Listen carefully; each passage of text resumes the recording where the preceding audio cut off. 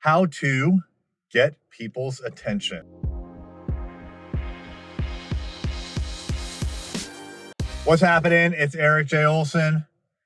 We have a situation right now with a couple of clients where we have been unable to get their attention.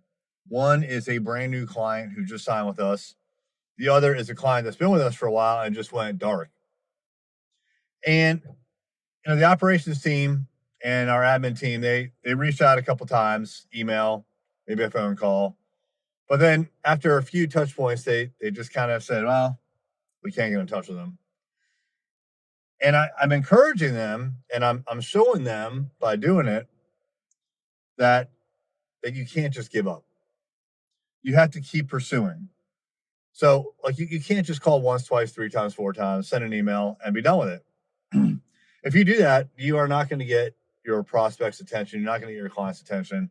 And it's going to require following up any way that you can. Now, here's the actual example of the client that's been with us for a while who just stopped answering our messages and stopped communicating with our operations team. So they had reached out, like I said, phone call, email, maybe a text message, and they were done. By the time I got it, I did the same thing. Phone call, email, text message, no response. LinkedIn, I went to LinkedIn. I was already connected, sent a message to her through LinkedIn. Went to her company's Facebook page, shot off a messenger message, and I went to the contact us form on the website and I submitted the contact us form. Should I have to do all these things to get the attention of my client? No, of course not.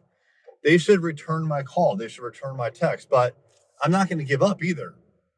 So what actually worked, and by the way, something did work. What actually worked was the Facebook Messenger message.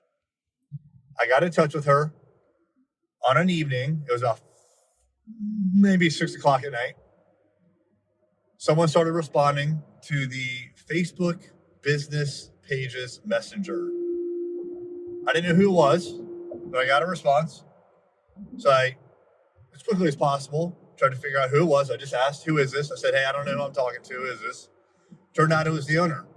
Great. I said, hey, do you have time to talk? She said, yeah. I said, okay, how about right now? She said, no, I'm making dinner for my kids.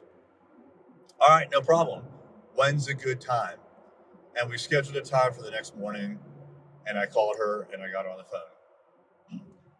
Again, is it more work than I should have to do? Yes, it is. It's more work than I should have to do. But did I actually finally get in touch with her? Yes, I did. So that's example number one. Briefly on example number two, was unsuccessful.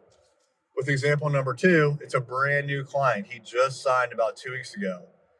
Now, the next step with a brand new client is we need to have a kickoff meeting between the client, salesperson, and the operations team.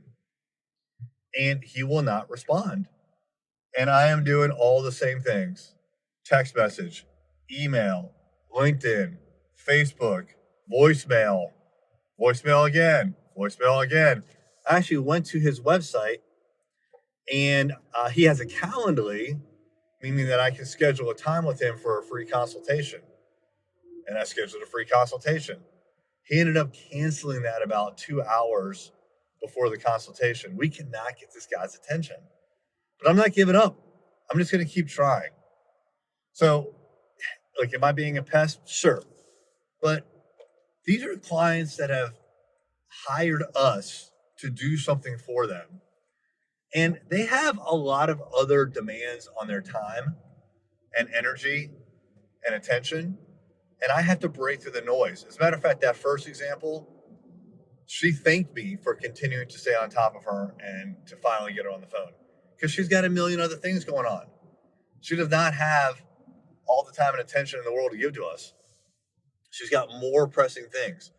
So I have to continue and I have to be more pressing than those other pressing things because it's important that we follow through with what we said we would do. We said we would help her and we need her attention in order to help her.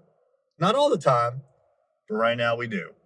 So stay on top of your prospects, stay on top of your clients, Don't just send an email. Don't just make one phone call or two or three. Every single day. And I've told my account managers, when you need someone, when you need a client, every day, call them, leave a voicemail, text them, email. The next day, call them, leave a voicemail, text them, email. Do that until they're no longer a client.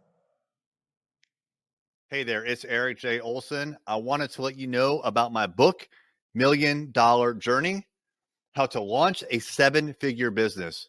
This is the story of what it took for me to go from freelancer with no clients, no employees, no revenue, to growing a $1 million business.